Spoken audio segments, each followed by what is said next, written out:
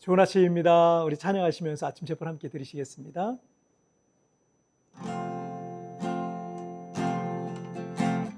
나 주님의 기쁨 되기 원하네. 내 마음이 새롭게 하소서. 새 부대 되게 하여 주사. 주님의 빛 비추게 하소서. 내가 원하는 한 가지, 주님의 기쁨이 되는 것. 내가 원하는 한 가지, 주님의 기쁨이 되는 것. 아멘. 자, 우리 같이 기도하시겠습니다. 하나님 아버지 감사합니다. 오늘도 우리 하나님 앞에 예배하며 나갑니다. 이 아침에도 만나주시고 말씀하시고 은혜를 부어 주옵소서. 오늘도 그 말씀 붙들고 이 하루를, 내게 주어진 인생을 믿음으로 살아내게 하여 주옵소서. 감사하며 예수님의 이름으로 기도하옵나이다. 아멘. 오늘 우리에게 주신 하나님의 말씀, 요한복음 6장 60절부터 71절까지의 말씀 제가 봉독해 올리도록 하겠습니다. 제자 중 여럿이 듣고 말하되 이 말씀은 어렵도다, 누가 들을 수 있느냐 한데, 예수께서 스스로 제자들이 이 말씀에 대해 수군거리는 줄 아시고 이르시되, 이 말이 너희에게 걸림이 되느냐? 그러면 너희는 인자가 이전에 있던 곳으로 올라가는 것을 본다면 어떻게 하겠느냐? 살리는 것은 영이니 육은 무익하니라. 내가 너희에게 이른 말은 영이요 생명이라. 그러나 너희 중에 믿지 아니하는 자들이 있느니라 하시니, 이는 예수께서 믿지 아니하는 자들이 누구며 자기를 팔 자가 누구인지 처음부터 아심이러라. 또 이르시되, 그러므로 전에 너희에게 말하기를 내 아버지께서 오게 하여 주지 아니하시면 누구든지 내게 올 수 없다 하였노라 하시니라. 그때부터 그의 제자 중에서 많은 사람이 떠나가고 다시 그와 함께 다니지 아니하더라. 예수께서 12제자에게 이르시되, 너희도 가려느냐? 시몬 베드로가 대답하되, 주여, 영생의 말씀이 주께 있사오니 우리가 누구에게로 가오리이까? 우리가 주는 하나님의 거룩하신 자이신 줄 믿고 알았사옵나이다. 예수께서 대답하시되, 내가 너희 12를 택하지 아니하였느냐? 그러나 너희 중에 한 사람은 마귀니라 하시니라. 이 말씀은 가롯 시몬의 아들 유다를 가리키심이라.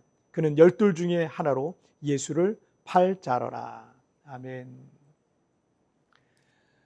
요한복음 6장은 오병이어 기적 사건과 그 이후에 있었던 예수님의 설교, 이 강론이 마지막 구절인 71절에 이르기까지 길게 이어져 있습니다. 그런데 오병이어 기적 사건과 또 예수님께서 무리를 걸은 기적 사건은 1절부터 21절까지 기록되어 있는데, 오병이의 기적을 보고 몰려든 사람들에게 이 설교하신 내용은 무려 50절에 걸쳐서 기록하고 있어요.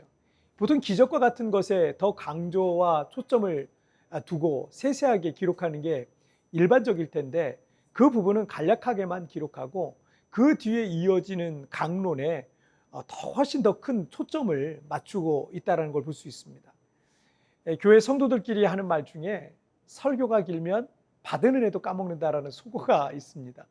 아무래도 사람이 뭔가에 집중해서 들을 수 있는 이 시간이라는 게 사람에 따라 다르기 때문에 그렇기도 하고, 또 설교자의 어떤 스피치에 따라서 회중의 집중도에 차이가 나기도 할 겁니다.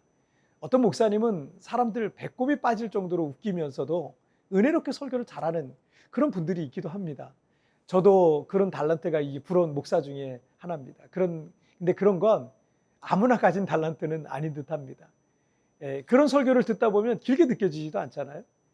그런 설교와 그런 설교자가 부러울 수 있겠지만, 저와 같은 설교자들은 예배가 쇼가 되지 않도록, 설교가 가벼운 농담과 가십거리가 되는 것을 항상 경계를 해야 될 겁니다. 왜냐하면 설교자는 하나님의 말씀을 대원하는 메신저이기 때문입니다.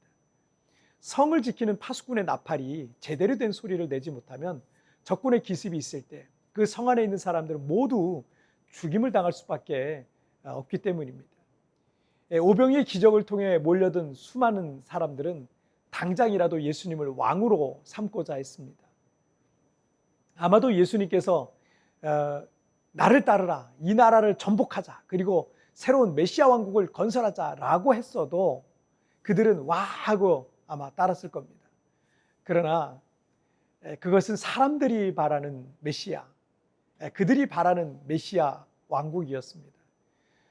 예수님께서는 단지 인기만을 바라시는 그런 세속적인 그 인물이었다면, 만약에 예수님이 그렇다면 충분히 그럴 수 있었을 겁니다. 그러나 예수님은 인기가 아니라 진리를 전하셨던 겁니다.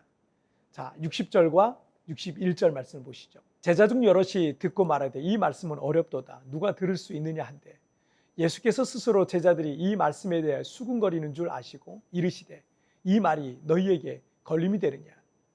사람들은 오병이어와 같은 기적과 또 떡이 목적이었고 그것 때문에 예수님 앞에 왔는데, 예수님은 내가 생명의 떡이니 나를 먹는 자는 더 이상 배고프지 않을 것이다, 이 떡이 영원한 생명을 줄 것이다 라는 식의 이런 말씀을 전하셨는데, 그 자리에 있던 사람들 중에 그것을 이해하고 깨닫는 사람은 아무도 없었습니다. 그리고 64절을 보시면 그러나 너희 중에 믿지 아니하는 자들이 있느니라 하시니, 이는 예수께서 믿지 아니하는 자들이 누구며 자기를 팔 자가 누구인지 처음부터 아심이로라. 심지어 제자들 중에 예수님을 믿지 않는 사람들이 있었다는 사실을 말씀하시고 있는데, 예수님은 처음부터 자기를 팔 자가 가룟 유다라는 사실을 이미 알고 계셨다라는 말씀입니다. 66절을 보시면 그때부터 그의 제자 중에서 많은 사람이 떠나가고 다시 그와 함께 다니지 아니하더라.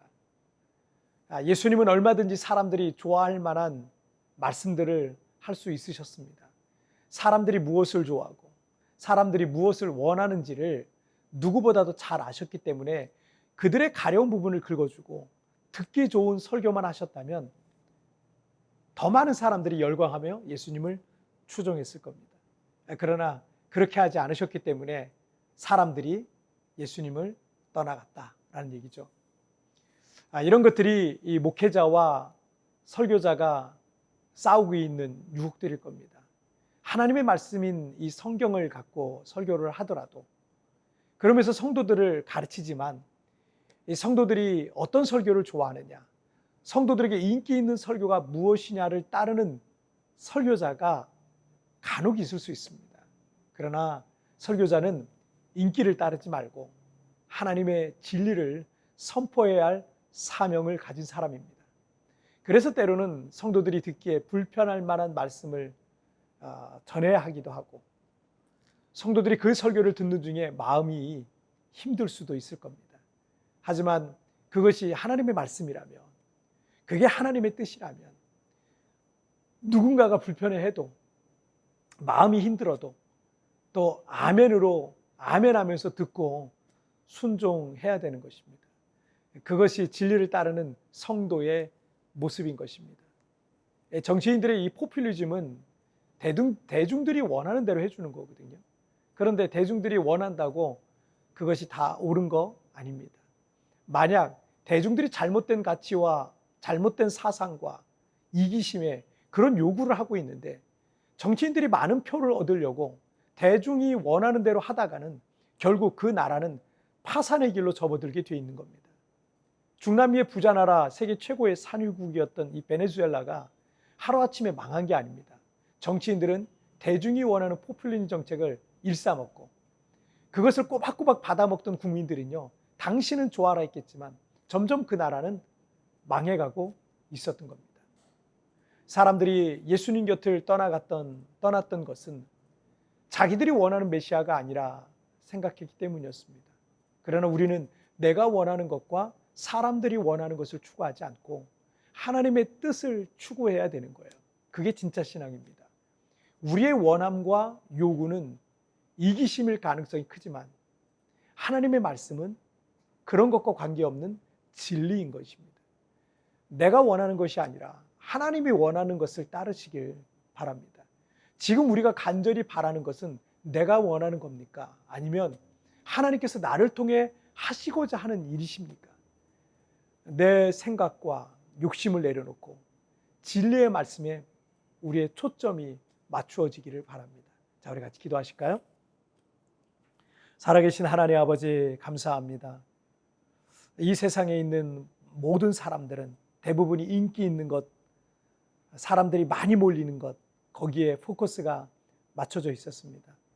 예수님도 얼마든지 사람들이 좋아할 만한 인기 있는 설교를, 사람들이 듣고 싶어하는, 사람들의 가려운 귀를 긁어줄 수 있는 충분한 그런 능력과 스피치를 갖고 계신 분이셨지만, 예수님은 인기를 따라가지 아니하고 하나님의 진리를 따라 이 땅에 오셔서 복음을 전하셨던 분이십니다. 그런데 우리도 여전히 그 인기를 따라 내가 원하는 것, 내가 바라는 것, 내가 듣고 싶은 말만 들으려고 하는 경향이 없는 것이 있지 않은지 돌아보게 됩니다. 오 하나님 아버지, 하나님이 정말 원하시고 바라시는 그 뜻에 순종하며 믿음으로 나아가는, 하나님이 원하시는 그런 삶을 살아갈 수 있도록 주님 나를 붙잡아 주옵소서. 오늘도 참된 신앙인이 되길 원합니다. 참으로 하나님이 원하시는 사람이 되길 원합니다. 주님 나를 붙잡아 주시고 함께하여 주옵소서. 오늘 어디를 가든지 누구를 만나든지 무엇을 하든지 주님 나를 붙잡아 주실 걸 믿사오며 예수님의 이름으로 기도하옵나이다. 아멘. 여러분 뒤편에 나오는 오늘의 묵상 보시면서 개인적으로 묵상하시고요. 짧게라도 뜨겁게 기도하시면서 오늘 하루 주님과 동행하시길 바랍니다. 내일 우리 굿모닝 프레스 뵙겠습니다. 여러분 승리하세요. 그것이 하나님의 말씀이라면 불편해도 마음이 힘들어도 아멘하며 듣고 순종해야 하는 것입니다. 그것이 진리를 따르는 성도의 모습인 것입니다. 부담이 되지만 내가 순종해야 할 말씀은 무엇입니까?